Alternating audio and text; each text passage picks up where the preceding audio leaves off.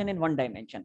अब हम स्टडी करने वाले हैं इलास्टिक कोलिजन को ही, यानी इस वाले कोलिजन को, इसको नहीं, सिर्फ इलास्टिक कोलिजन को डिस्कस करेंगे। और वो इलास्टिक कोलिजन भी कौन सा, वन डायमेंशन का, टू डायमेंशन नहीं, टू डायमेंशन हायर लेवल पे है। फिर अब क्या फर्क होता है वन डायमेंशन टू डायमेंशन में?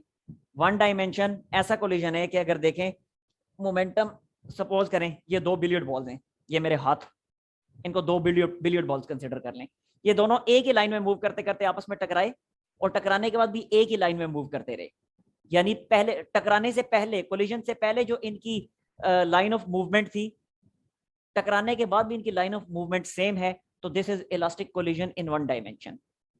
लेकिन elastic collision in two dimension क्या है कि टकराने के बाद दोनों अपनी पहले वाली डायरेक्शन के साथ एक पर्टिकुलर एंगल बना के निकल जाएं।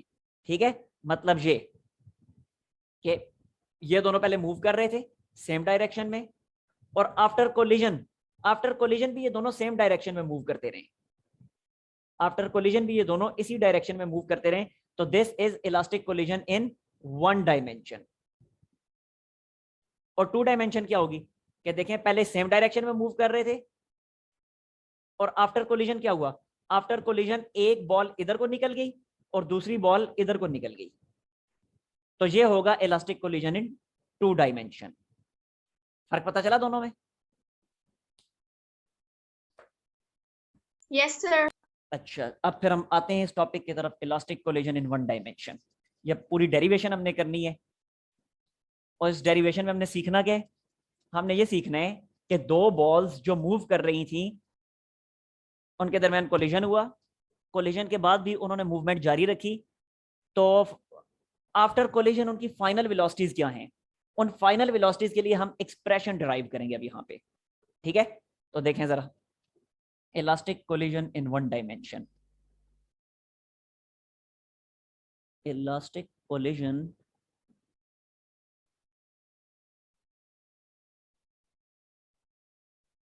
इन one dimension.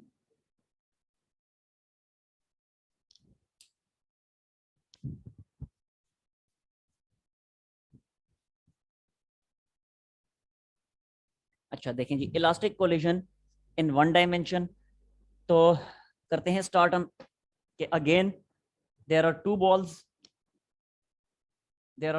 Moving in the same direction.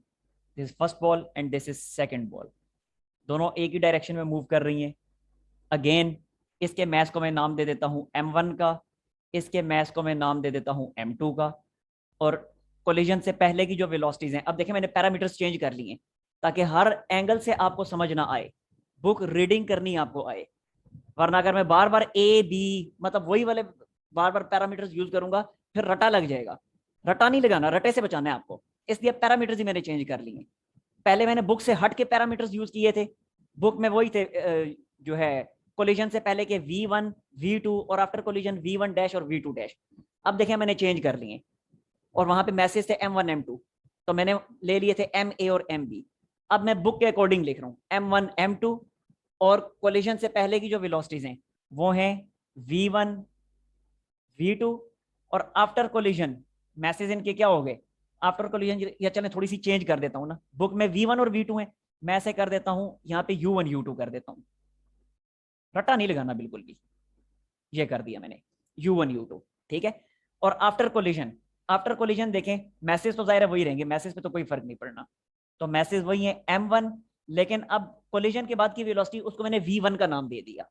ठीक हो गया, और दूसरी वाली जो है वो क्या होगी, मैस उसका वही M2 ही है, और वेलोसिटी इसकी जो है इसको मैं V2 का नाम दे देता हूँ। सारे पैरामीटर्स मैंने चेंज कर दिए।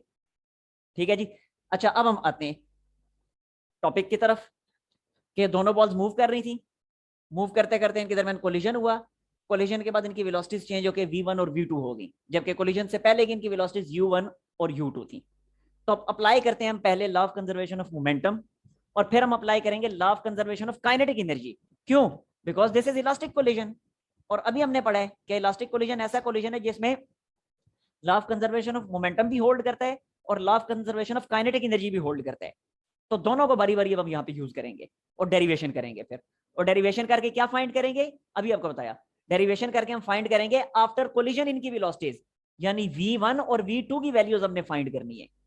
तो इसके लिए हम ये सारी डेरिवेशन कर रहे हैं। तो देखें जी, पहले मैं यूज करता हूं law of conservation of momentum. Law of conservation of momentum, LOC। LOC ये वो नहीं, कश्मीर वाली नहीं है, ये law of conservation of momentum है। अच्छा देखें जी, law of conservation of momentum हमने यहां पे अप्लाई किया, तो क्या लिखेंगे, टोटल मोमेंटम बिफोर कोलिजन। तो बिफोर कोलिजन टोटल मोमेंटम क्या बनेगा, बनेगा m1u1 plus m2u2 is equal to total momentum after collision. तो आफ्टर कोलिजन क्या बनेगा, m1v1 प्लस m2v2। तो ये लिखा m1v1 प्लस m2v2 और इसे नाम दे दिया इक्वेशन नंबर 1 का।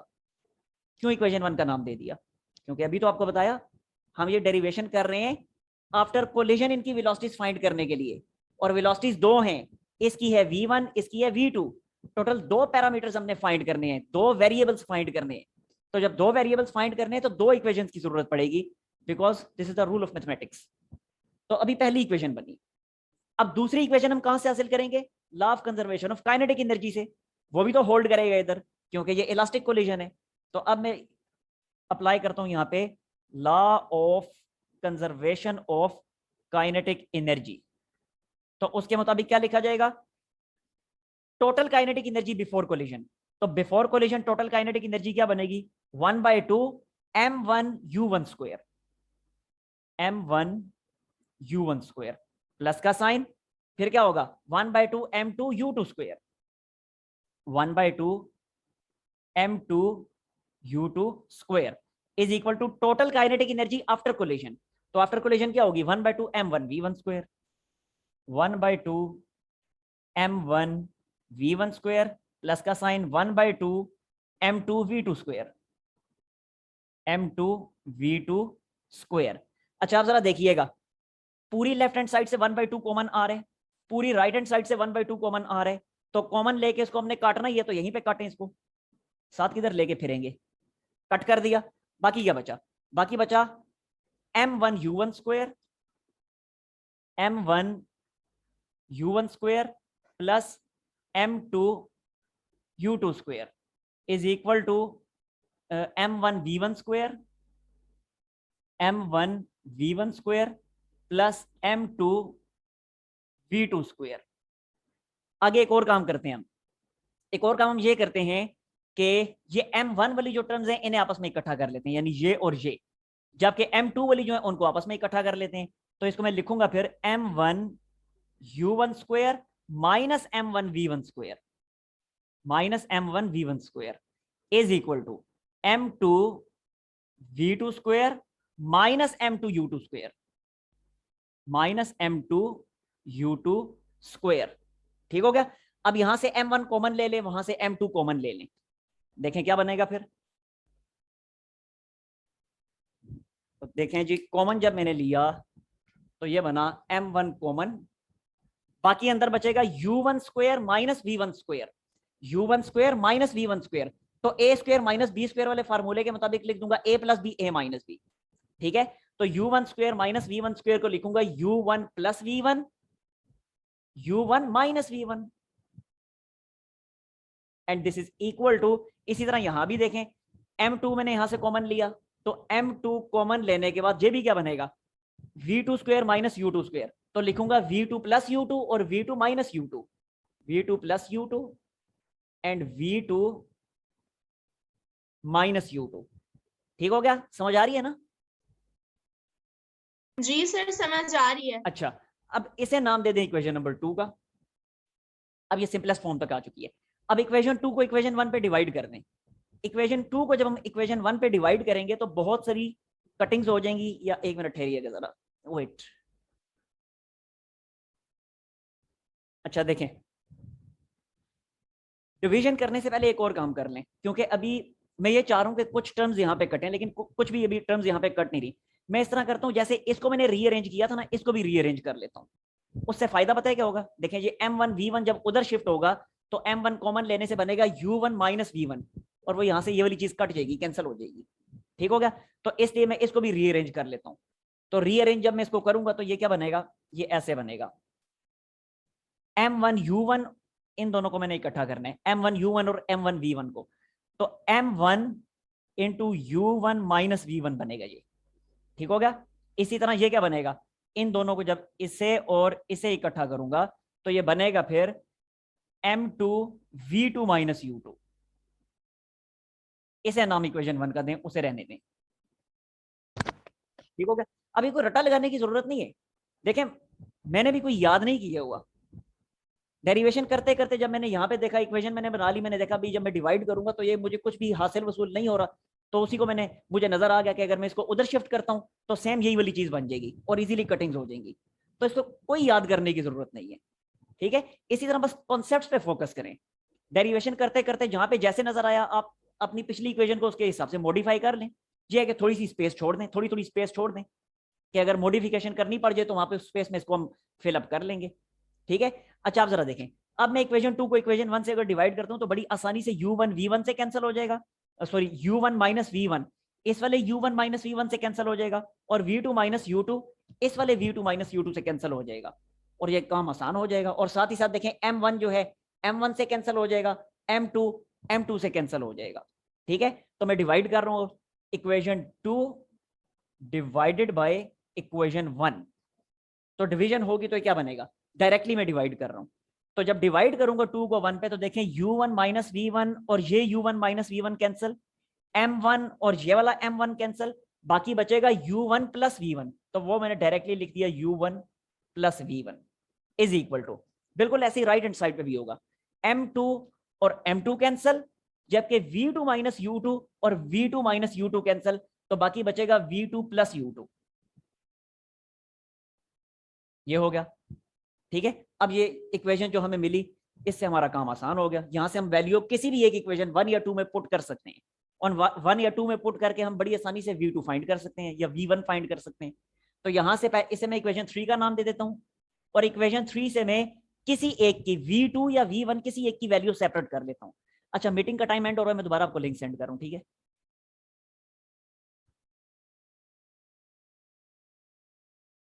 अच्छा देखिएगा आप जरा, हमने बेसिकली फाइंड करने हैं V1 और V2 जो कि फाइनल वेलोसिटीज हैं कोलिजन के बाद की।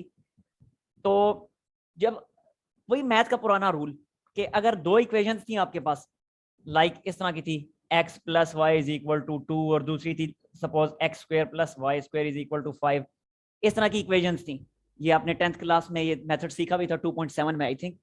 तो अब देखें अगर आपने x फाइंड करना होता था तो y को रिमूव करना पड़ता था ना बीच में से, यहां से आप y की वैल्यू फाइंड करके यहाँ पे पुट करते थे, देखें यहां से y की वैल्यू क्या बनती है 2 माइनस एक्स, तो y की जगह यहाँ पे क्या पुट करते थे 2 minus x is equal to 5, तो पूरी की पूरी इक्वेशन x वेरिएबल में आ जाती थी, यानी वो दूसरा वेरिएबल y जो आपने फाइंड करना था उस y को आपने रिमूव कर दिया बीच में से, और सारी इक्वेशन जो है x वेरिएबल में कन्वर्ट कर ली, यहां से x की वैल्यू फाइंड कर ली।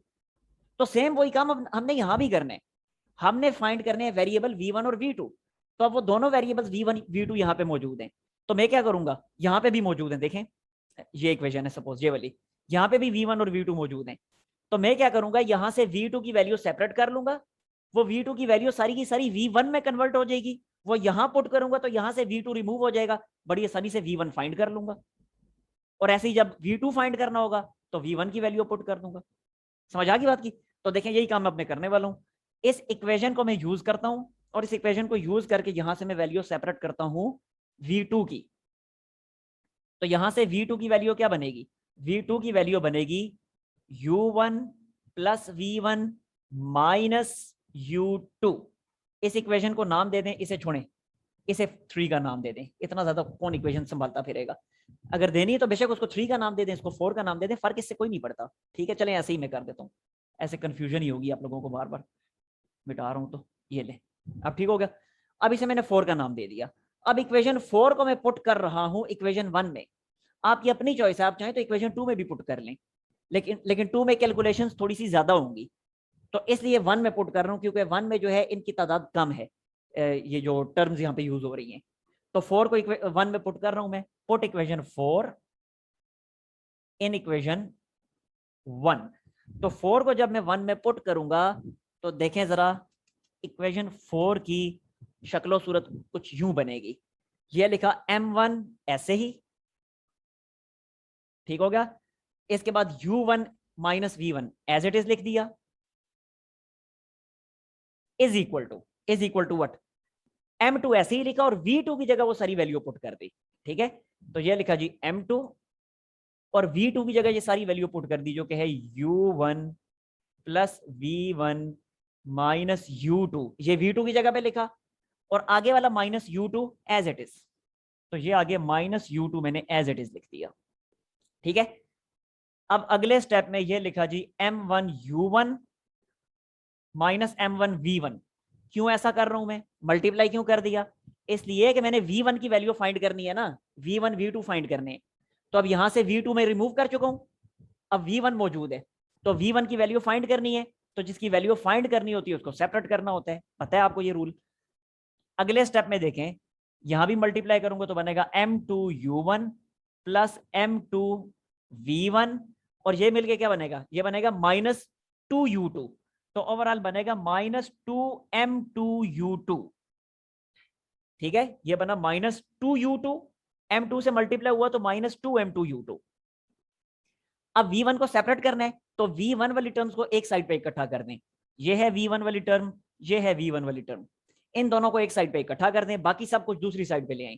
तो ये मैंने लिखा जी M1 U1, इसे शिफ्ट किया तो माइनस M2 U1, इसे शिफ्ट किया तो प्लस 2M2 U2, जबकि V1 वाली टर्म्स जो हैं M2 V1 उसको उधर ही रहने दिया और ये वाली जो है माइनस M1 V1 इसे भी उधर शिफ्ट किया तो बना प्लस के साइन के साथ M1 V1, ठीक है।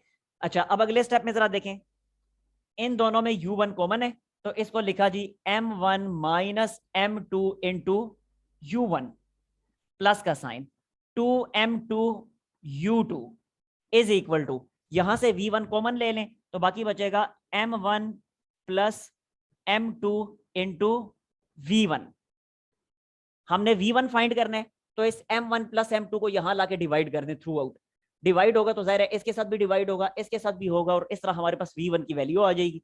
तो देखें V1 की फाइनल वैल्यू हमारे पास क्या आएगी, वो बनेगी V1 इज इक्वल टू, ये लिखा मैंने M1 minus M2 divided by M1 plus M2, जबकि साथ में ये जो U1 था इसको एज इट इज लिखा, ये लें जी। इसी तरह प्लस का साइन यहां भी 2M2 divided by 2M2 divided by M1 plus M2, जबकि ये पूरे का पूरा U2 जो था ये एज इट इज लिख दिया और ये हमारे पास V1 की फाइनल वैल्यू आ गई, फाइनल फॉर्म आ गई। देख लें जी बुक में यही है, बुक में है V1 डैश, मैं आपको बताया था ना मैं फाइनल मैंने पैरामीटर्स चेंज किए थे, बुक में जो फाइनल वैल्यू है जो फाइनल वेलोसिटी है उसको V1 डैश और V2 डैश का नाम दिया है, मैंने V1 और V2 का नाम दिया है।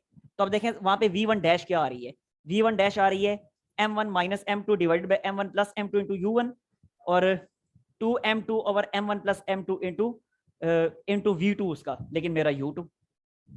हाँ जी ये चीज क्लियर है बिल्कुल आपको। यस सर, बिल्कुल क्लियर है। अब ऐसे ही V2 भी फाइंड करना है तो मुझे बताएं कि V2 बिल्कुल ऐसे ही फाइंड हो जाएगा, यानी अब यहां से जैसे यस सर। इक्वेशन 3 से मैंने V2 की वैल्यू सेपरेट की है ना, आपने किसकी वैल्यू सेपरेट करनी है, आपने V1 की सेपरेट करनी है और V1 की वैल्यू सेपरेट करके यहां पुट करना है इक्वेशन 1 में और इसी तरीके से V2 फाइंड कर लेना है। मुझे बताएं हो जाएगा। जी सर, हो जाएगा। चलें ठीक है, फिर इसका लेने स्क्रीनशॉट और वो आपने अपने अपने तौर पे उसको V2 को फाइंड करके मुझे सेंड करना है, फिर मैं चेक करके आपको बताऊंगा सही किया है या गलत किया है, और ये लाजमी करना है। Yes sir. जी इरज समझ आइए आपको। जी समझ आ गई है सर। अच्छा ठीक है, स्क्रीनशॉट ले लें फिर।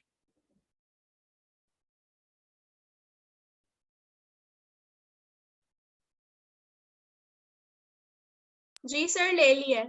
अच्छा जी ठीक है जी, मैं बोर्ड साफ कर रहा हूँ तो कीजिएगा लाजमी, अगर ना हुआ तो मुझे बता दीजिएगा, फिर मैं करवा दूंगा, कोई मसला नहीं है वैसे आसान ही है। अब अच्छा, अब इस इनके फर्दर केसेस देखें जरा। मैं मजीद केसेस की तरफ आता हूँ। मैं चाह रहा हूँ आज इस टॉपिक को खत्म कर दूं ना, केसेस को कल के लिए डिले ना किया जाए।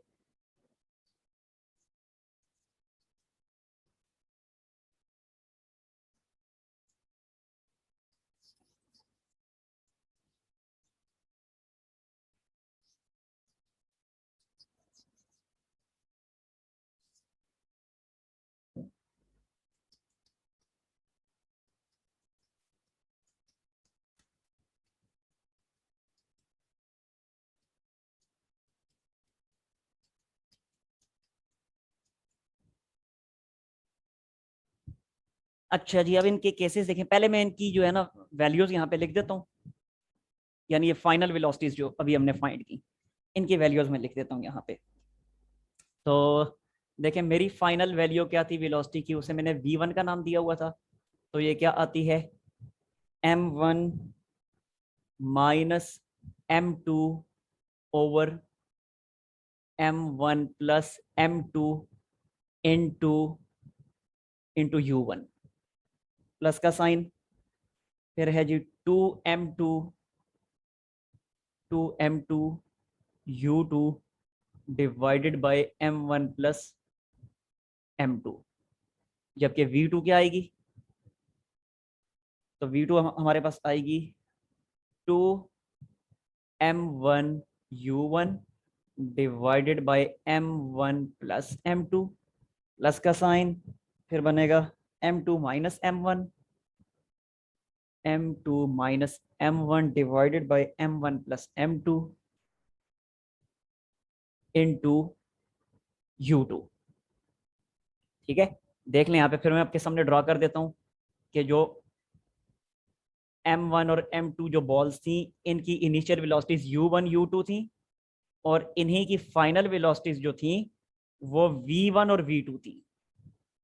ठीक है, बुक में क्या किया हुआ है, वो बुक वाले पैरामीटर्स भी आपके सामने मैं लिख देता हूँ ताकि इजीली आप कंपेयर कर सकें।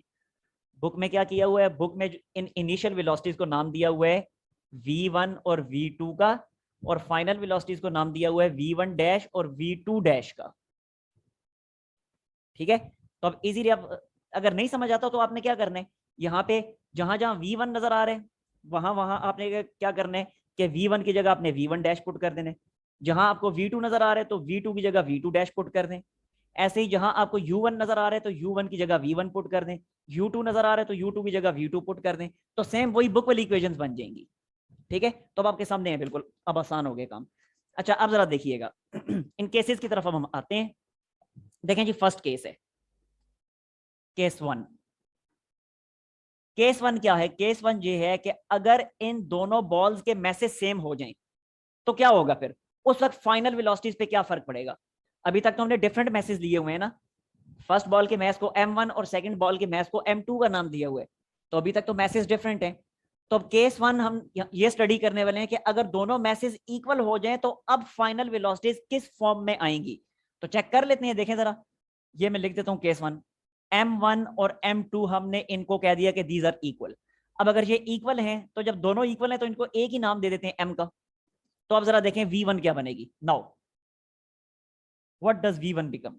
तो v1 बनेगी, v1 इज इक्वल टू, देखें m1 माइनस m2 है, तो मैं क्या लिखूंगा, मैं लिखूंगा फिर m minus m, because both are equal to m, both are same, divided by m plus m into u1 as it is, plus का साइन, आगे है 2m टू u2, तो क्या बनेगा, ये बनेगा 2mu2 divided by m plus m। तो ये क्या बना, ये बना, ये पूरी की पूरी टर्म हो जाएगी zero, because m minus m is zero, तो ये पूरी टर्म हो जाएगी जीरो। और ये क्या बनेगा फिर, ये बनेगा 2mu2 डिवाइडेड बाई 2m, दोनों 2m कैंसिल, तो this is equal to u2। इसका क्या मतलब है, v1 जो है u2 के इक्वल आ गई। क्या मतलब v1 u2 के इक्वल आ गई, v1 u2 के इक्वल आ गई, मतलब ये कि जो कोलिजन से पहले मैस m2 की वेलोसिटी थी, कोलिजन के बाद वो मैस m1 की वेलोसिटी बन जाएगी। समझ आ गई बात की। हाँ जी, ये चीज क्लियर। Yes sir. अब देखते हैं v2 क्या होगा। Now v2 is equal to, तो v2 क्या है, 2m1u1, तो मैंने लिखा 2mu1 divided bye m1 plus m2 मतलब m प्लस m, आगे प्लस का sign, m2 minus m1 means m minus m and divided by m plus m into u2। Again ये पूरी की पूरी टर्म जीरो हो जाएगी because m minus m is zero. तो ये बनेगा क्या, ये बनेगा 2mu1 2mu1 divided by m plus m, क्या बनेगा, ये बनेगा 2m। अगेन 2m कैंसिल, तो ये आ जाएगा u1। क्या मतलब v2 u1 के इक्वल आ गया, v2 u1 के इक्वल आ गया। यानी मैस m2 की जो वेलोसिटी है वो आफ्टर कोलिजन वेलोसिटी कोलिजन से पहले मैस m1 की वेलोसिटी के इक्वल हो जाएगी। तो देखें जरा, कोलिजन के बाद इसने इसकी वेलोसिटी अटेन कर ली और इसने इसकी वेलोसिटी अटेन कर ली, यानी दोनों बॉल्स ने अपनी अपनी वेलोसिटीज आपस में इंटरचेंज कर ली। तो इसका फिर यह मतलब हुआ कि अगर दोनों मैसेज इक्वल होंगे, दोनों बॉल्स के अगर मैसेज इक्वल हैं, तो मैसेज इक्वल होने के केस में दे इंटरचेंज देयर वेलोसिटीज। ठीक है, सो दे इंटरचेंज देयर वेलोसिटीज। हाँ जी, कोई मसला अब इसमें? नो सर, सब क्लियर है। इसका ले लें स्क्रीनशॉट। फिर मैं आता हूँ सेकंड केस की तरफ।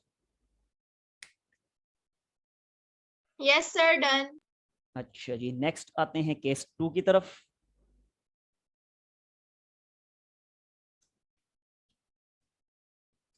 जी इरज, समझ आ रही है कुछ? Yes sir. अच्छा, अब आते हैं हम केस 2 की तरफ। Now what is case 2? Case 2 में वो कहता है कि अगर दोनों मैसेज इक्वल हों और सेकंड बॉल रेस्ट में हो, अगर दोनों मैसेज इक्वल हो जाएं, m1 और m2 इक्वल हो जाएं और सेकंड बॉल रेस्ट में हो, v2 इज इक्वल टू 0, यानी हमारे केस के मुताबिक u2 अगर 0 हो जाए एंड u2 0। ठीक है, u2 इक्वल टू 0 का क्या मतलब, u2 इक्वल टू 0 का मतलब कि सेकंड बॉल रेस्ट में है। यहां पे लिख देता हूं, सेकंड बॉल एट रेस्ट। चलें आप बताएं, आपकी कॉमन सेंस क्या कहती है? अगर इन दोनों के मैसेज इक्वल हो और सेकंड बॉल रेस्ट में हो बिफोर कोलिजन, तो कोलिजन के बाद क्या होगा फिर?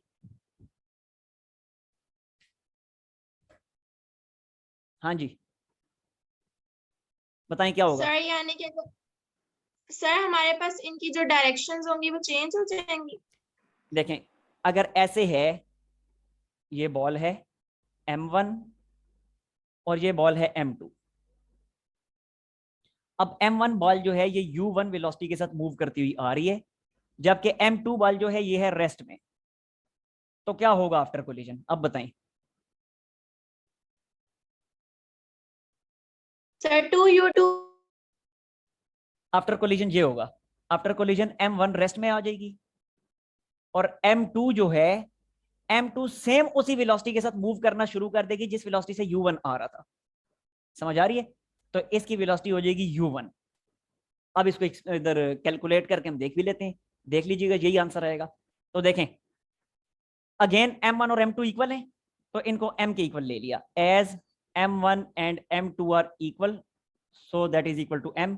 जबकि साथ ही साथ u2 जो है वो 0 है, यानी before collision second ball rest में है अभी।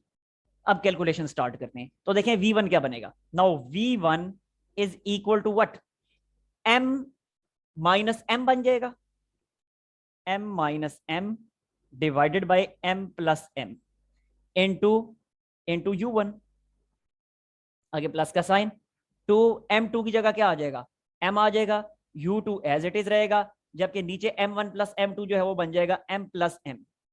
अगेन m माइनस m 0, तो लिहाजा ये पूरी की पूरी टर्म 0 हो जाएगी, जबकि सेकेंड टर्म बनेगी 2m u2 divided by m1 plus m2।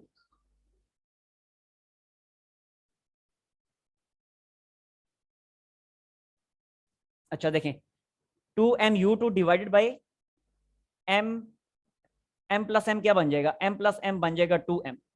ये दोनों कैंसल आउट हो गए और v1 किसके इक्वल आ गया, v1 जो है वो u2 के इक्वल आ गया। अच्छा यहाँ पे मैंने मिस्टेक कर दी है, ओफो, कोलिजन के बाद सेकंड बॉल ने रेस्ट में आना है ना, फर्स्ट बॉल ने रेस्ट में आना है, क्योंकि कोलिजन से पहले फर्स्ट बॉल मूव कर रही थी ना और सेकंड बॉल रेस्ट में थी। तो आफ्टर कोलिजन वेलोसिटीज ने इंटरचेंज होने, जो हम फर्स्ट केस में सीख चुके हैं। तो जब वेलोसिटीज ने इंटरचेंज होना है तो अब ये रेस्ट में आ जाएगी, तो मैंने उल्टा लिख दी है। अब ये रेस्ट में आ जाएगी और ये जो है सेम उसी की वेलोसिटी से मूव करना शुरू कर देगी। ठीक हो गया। अच्छा, अब यहाँ पे क्या आया, now v1 is equal to u2। v1 जो u2 के इक्वल आ चुका है। अच्छा देखें, तो v1 जो है वो u2 के इक्वल आ चुका है। v1 क्या मतलब, v1 कौन सी वेलोसिटी थी, v1 वेलोसिटी थी फर्स्ट वाली बॉल की, फर्स्ट बॉल की वेलोसिटी आफ्टर कोलिजन। तो v1 जो है वो u2 के इक्वल आ चुका, जो कि फर्स्ट केस में हमने सीखा कि वेलोसिटीज ने इंटरचेंज होने, यानी आफ्टर कोलिजन फर्स्ट बॉल की वेलोसिटी जो है वो वही हो जाएगी जो बिफोर कोलिजन सेकंड बॉल की वेलोसिटी थी। तो अब देखें, आफ्टर कोलिजन जो है, आफ्टर कोलिजन यहाँ पे मैंने आपको बताया कि आफ्टर कोलिजन फर्स्ट बॉल ने किस में आना है, रेस्ट में आना है, जबकि before collision second ball rest में थी। तो जब सेकंड बॉल रेस्ट में थी तो ये जो u2 वेलोसिटी थी ये किसके इक्वल थी, 0 के इक्वल थी। तो देख लीजिए 0 के इक्वल आ जाएगा ना। सो v1 is in rest now after collision. इतनी चीज समझ आई या नहीं आई? यस सर, समझ आ गई। जी इरज, इरज आपको समझ आई या नहीं आई? यस सर, समझ आ रही। अच्छा, अब हम सेकंड बॉल को देखते हैं v2 को। Now v2 is equal to what, देखें v2 is equal to 2m1u1। तो वैल्यूज पुट करते हैं, ये लिखा 2m into u1, m into u1, तो ये लिखा जी 2m into u1 divided by m plus m, plus का sign. Now m2 minus m1, तो क्या होगा m2 माइनस m1, ये होगा m minus m divided by m plus m into u2 u2 को अभी ऐसे ही रहने देता हूं मैं, चलें, ये लिखा दिस इक्वल टू u2।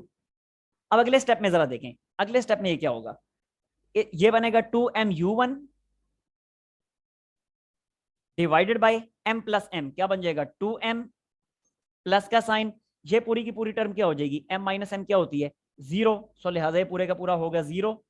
अब एक दफा फिर ये दोनों कैंसल आउट होंगे और ये क्या बन जाएगा, ये बन जाएगा u1, यानी v2 जो है u1 के इक्वल आ जाएगी। यानी क्लियर हो गया कि वो बॉल जो पहले रेस्ट में थी अब वही बॉल मूव करना शुरू कर देगी सेम उसी वेलोसिटी के साथ जो वेलोसिटी फर्स्ट बॉल की पहले थी। ठीक हो गया।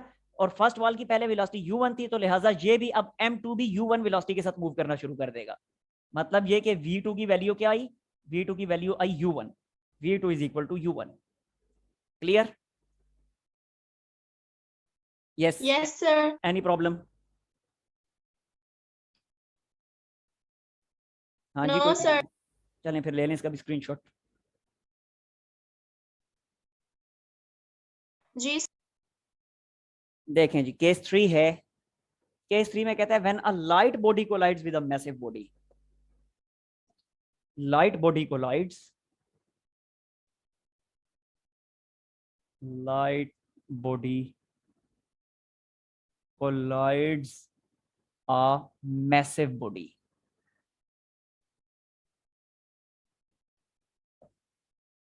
massive body at rest। Light body massive body से कोलाइड करेगी जबकि मैसिव बॉडी अब रेस्ट में है।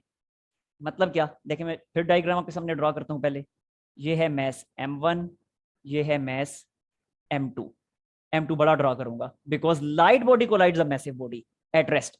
तो ये मैसिव बॉडी है जो कि रेस्ट में पड़ी हुई है, ठीक है। और ये लाइट बॉडी है जो कि मूव करती हुई आ रही है। अगेन इसकी वेलोसिटी u1, इसकी वेलोसिटी u2। कोलिजन होता है, कोलिजन के बाद इसकी वेलोसिटी को क्या नाम दिया था, इसकी वेलोसिटी को नाम दिया था v1 का, और इसकी वेलोसिटी को नाम दिया हुआ था v2 का। ठीक है जी। अब जरा देखते हैं क्या होगा।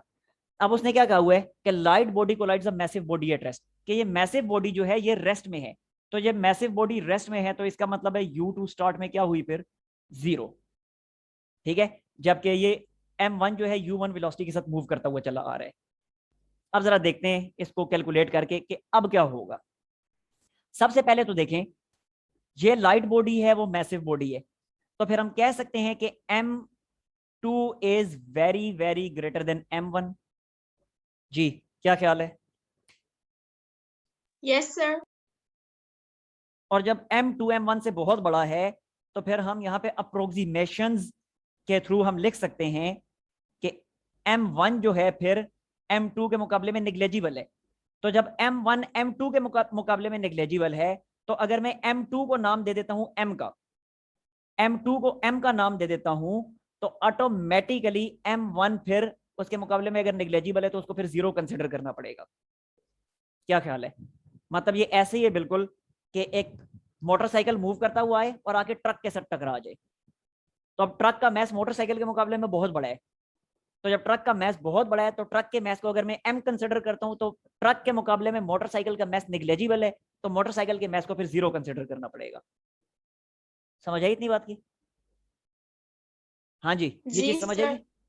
अब ये वैल्यूज में वहां पुट करनी है, तो देखें फिर क्या बनेगा। नाउ V1 V1 क्या मतलब? V1 इसी फर्स्ट मैस की, इसी लाइट मैस की वेलोसिटी, लाइट मैस की वेलोसिटी V1 है। अब ये बनेगी क्या? ये बनेगा जी, M1 को मैंने क्या कंसिडर किया हुआ है? M1 को 0 कंसिडर किया है। सो अब मैं यहाँ पे लिखूंगा 0 और यहाँ M2 की जगह लिखूंगा M। सो ये लिखा मैंने 0 माइनस M। नीचे क्या बनेगा? नीचे बनेगा 0 प्लस M। और आगे U1 जो है, उस U1 को एज इट इज लिख दें, प्लस का साइन, अगेन 2MU2। M2 जो है उसको M कहा हुआ है, और U2 जो है, U2 क्या है? U2 देखें इसी सेकंड मैस की वेलोसिटी है जो कि क्या थी? 0। सो ये लिखा into 0 divided by 0 plus M। Now what does it become? ये बनेगा -M U1 divided by M, यानी ये बनेगा -M/M इंटू U1, जबकि ये पूरे का पूरा हो जाएगा 0 और M कैंसल, तो ये किसके इक्वल आ गया? ये आ गया -U1 के इक्वल। मींस के V1 जो है वो -U1 के इक्वल है। V1 इस U1 के नेगेटिव के इक्वल है। क्या मतलब? मतलब ये कि ये वाली जो बॉल आ रही है, ये जो लाइट बॉल है, जो आके जब मैसिव बॉल से टकराएगी तो अपनी सेम वेलोसिटी के साथ वापस चली जाएगी। देख लें, V1 is equal to -U1 का यही मतलब है कि ये बॉल अपनी सेम वेलोसिटी के साथ, सेम मैग्नीट्यूड की वेलोसिटी के साथ अपनी डायरेक्शन को रिवर्स कर लेगी। समझ आ गई बात की? यहां लिख भी देता हूं मैं,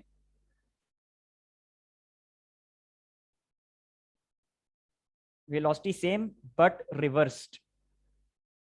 जी ये बात समझ आई या नहीं आई? जी सर समझ आ गई है। जी इरज। जी सर समझ आ गई। अच्छा, अब ऐसे ही V2 को देखें। अब V2 क्या होगा? अब इसमें वैल्यूज पुट करें, ये वाला जो है, तो अगेन 2M1। अब M1 को तो 0 सपोज किया हुआ है ना, तो 2 into 0 into U1 divided by M plus M, sorry M plus M नहीं, 0 प्लस M, आगे प्लस का sign, again M2 minus M1। तो M2 क्या है? उसे M का है, M1 को 0 का है, और नीचे अगेन 0 प्लस M, जबकि U2 क्या थी? U2 अगेन इस मैसिव इस मैसिव वाले बॉल की वेलोसिटी ये U2 थी, तो ये कितनी है? ये तो है ही 0, सो U2 की जगह आ गया 0। अब ये क्या बनेगा? ये पूरा भी 0, ये पूरा भी 0, तो 0 प्लस 0 इज इक्वल टू 0। तो V2 इज इक्वल टू 0। मतलब कि वही सेकंड बॉल जो कोलिजन से पहले रेस्ट पे थी, कोलिजन के बाद भी वो रेस्ट में ही रहेगी। मतलब इसको आप इस तरीके से समझ लें कि एक मोटरसाइकिल मूव करता हुआ आता है, आके ट्रक के साथ टकराता है, ट्रक रेस्ट में था, तो आके मोटरसाइकिल टकरा भी जाए तो क्या ट्रक मूव करना शुरू कर देगा? ट्रक पे तो कोई फर्क नहीं पड़ेगा, क्योंकि उसका मैस बहुत ज्यादा है, उसका इनर्शिया बहुत ज्यादा है, तो अपने बहुत ज्यादा मैस की वजह से ट्रक मूव नहीं करेगा। तो यहां भी सेम वही है कि कैलकुलेशंस भी यही बता रही हैं कि जब मैसिव बॉल रेस्ट में है, तो अब लाइट वाला बॉल आके इस मैसिव बॉल से टकरा भी जाता है, तो टकराने के बाद भी देखें इसकी वेलोसिटी सेम 0 ही रहेगी, ये फिर भी रेस्ट में ही रहेगा। ठीक हो गया? तो यहां पे मैं लिख देता हूं रिमेन्स एट रेस्ट। जी कोई मसला अब इसमें? क्लियर है सर। ओके, ले लें स्क्रीनशॉट। इसके बाद लास्ट केस की तरफ आते हैं। डन। ओके,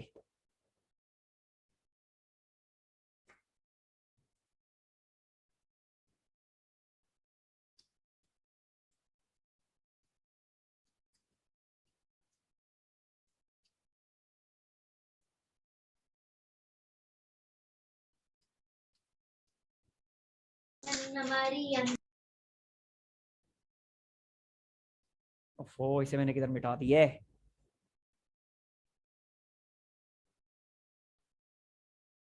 केस नंबर 4 में कहता है when a massive body collides with light body at rest.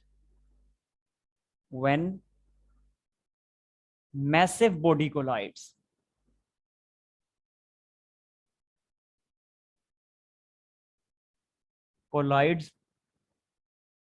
Light body at rest.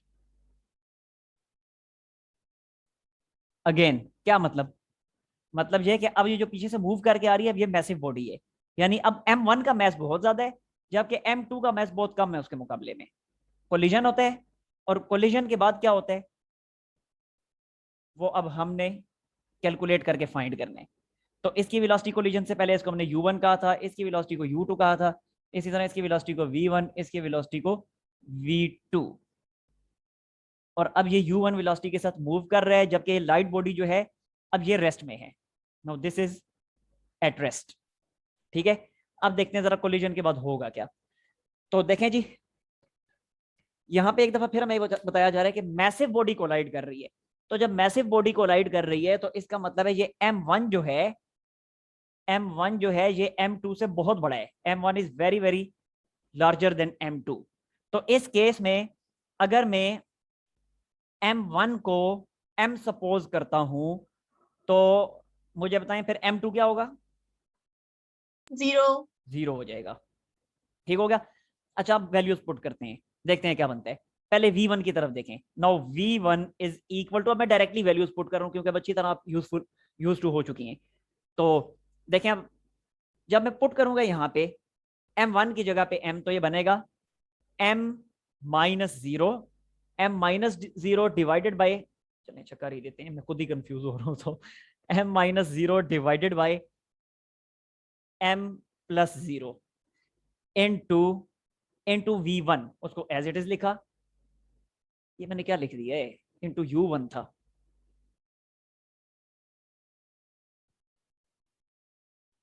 Into